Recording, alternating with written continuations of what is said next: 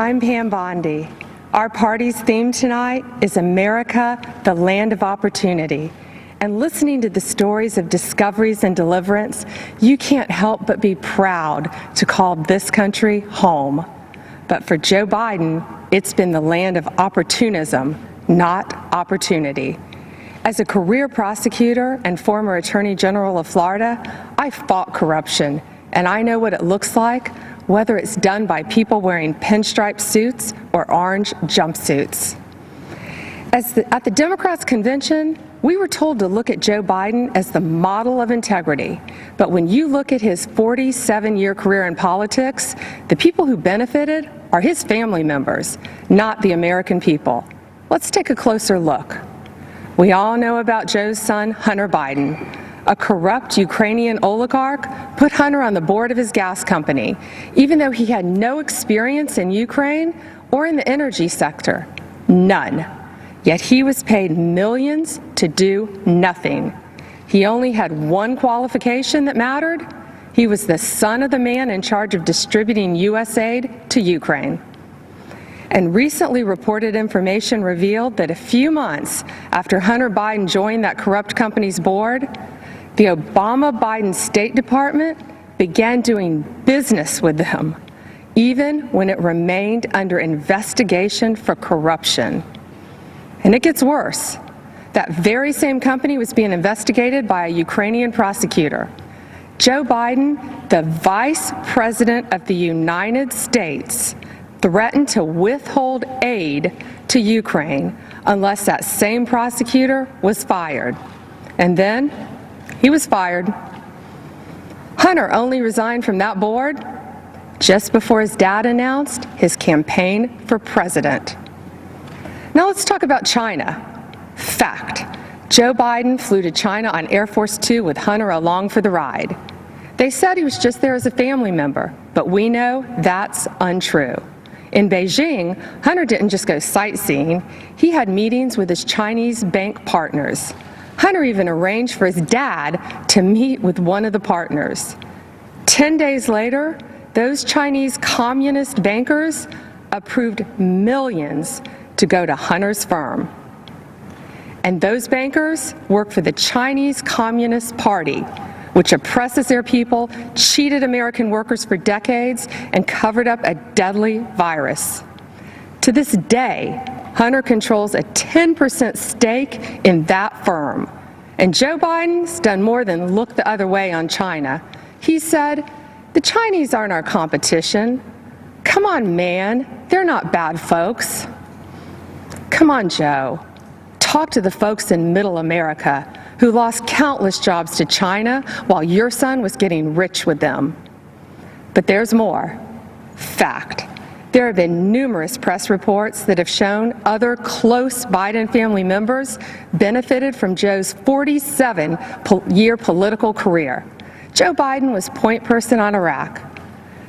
The president of a construction firm met with Biden's team in the White House, and then who did they hire to build thousands of houses in Iraq? Joe Biden's close family member, who, you guessed it, had no experience in the industry and no experience in Iraq. A company official bragged that it helps to have a family member, the vice president, as partner. The family member put it more bluntly by saying, "There's a line of 747s filled with cash ready to invest." Now let's follow the money down south. Again, as reported in the press, yet another close family member of Joe's set his sights on Costa Rica and Jamaica, where millions of dollars flowed from the Obama-Biden administration in taxpayer-backed loans to projects linked to, yes, that same family member. These aren't isolated incidents. It is a deliberate pattern of conduct. And that's just what he did as vice president. Imagine what he'd do as president. How many American families would be allowed to get away with this? Why should there be one standard for the elite political class and another set of rules for the rest of us? When millions of Americans voted for Donald Trump, they knew he'd be different, and he is. He's a tough, no-nonsense outsider who can't be bought or intimidated. He won't even take a paycheck from the American people. He donates his paycheck to charities across this country. Democrats have been lecturing America about integrity for 4 years, while their nominee has been writing the textbook on abuse of power for 40 years. If they want to make this election a choice between who's saving America and who's swindling America, bring it on. Joe says he'll build back better. Yeah, build the Bidens back better. Our president is in this to build a safer, better, and stronger America, and he will finish what he started to keep this a real land of opportunity for everyone. If you want to check your voting status, secure your ballot, or register to vote, text VOTE to 88022. Remember, the best is yet to come.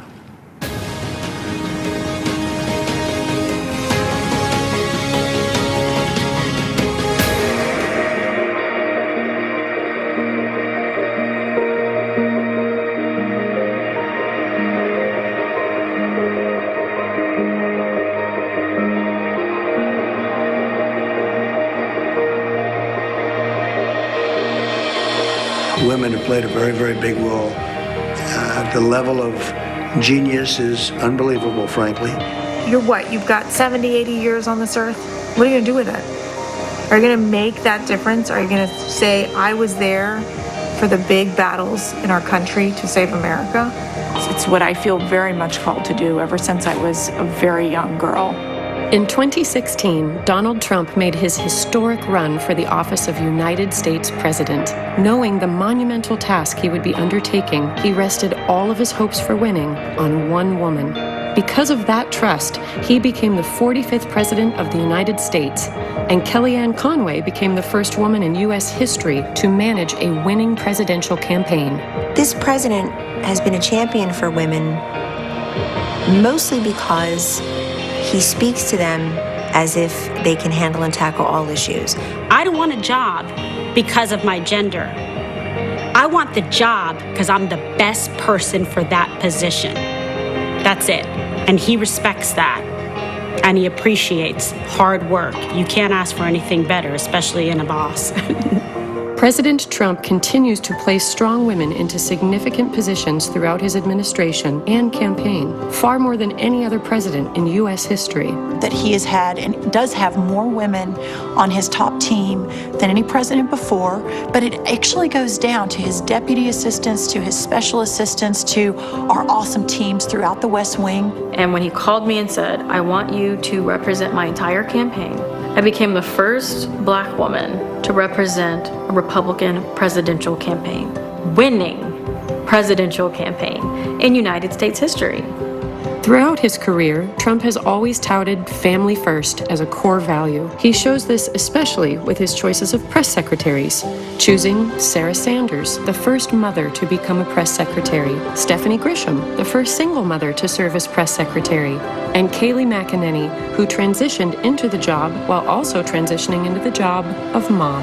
I have 4 children. Kellyanne Conway has 4 children. Ivanka has, I think between all the senior staff women, we might have 75 kids. I'm not sure, we've lost count, but the importance of the work is never lost on any of us. And truly, it is those children that we are fighting for and for their future. With these capable women placed in positions of powerful influence and authority, President Trump has proven that when the stakes are highest, he is proud to entrust many of our nation's most crucial jobs to women. The number of dedicated, amazing, brilliant, relentless women that are dedicated to the country and to the president and to preserving the American dream is one of the greatest, if not the greatest things I'll ever be a part of.